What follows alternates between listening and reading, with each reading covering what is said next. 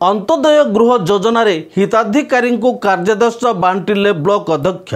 नमस्कार, TV7 Odisha digital news channel रु कोरापुट जिला बंधुगाँ ब्लॉक खबर को आपण को स्वागत करुछु। खबरटी को शेष जाए देखंतु।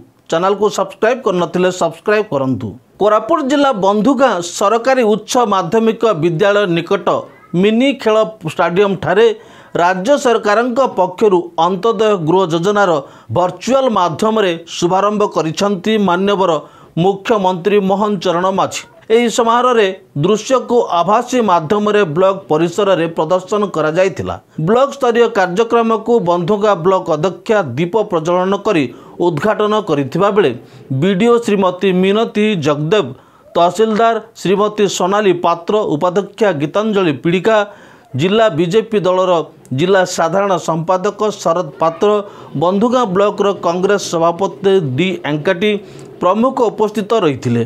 अंत्योदय गृह योजना रे रंगेई बंधुगाँ ब्लॉक पाई बहु गृह अनुमोदन करिथिबा बेले आज बंधुगाँ ब्लॉक अध्यक्षा सुश्री लक्ष्मी मिणियाका और अन्यान्य अतिथि माने हिताधिकारी को कार्यादेश बंटन करथिले। एही योजना रे भिन्नक्षम, विधवा, दुरारोग्य पीड़ित, सामाजिक अनग्रसर, प्राकृतिक विपर्यय कबलित परिवार, हाथी उपद्रव रे पीड़ित व घरपोड़ी परिवार को अग्राधिकार भित्तिरे सामिल करा जायथिबा ब्लॉक प्रशासन पक्षर सूचना दिया जायछि।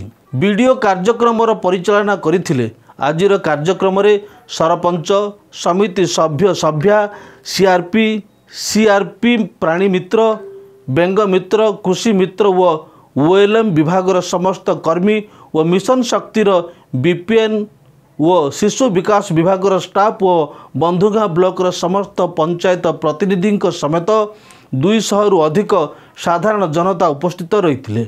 बंधुगाँ मीना बेबरा रिपोर्ट, TV7 ओडिशा।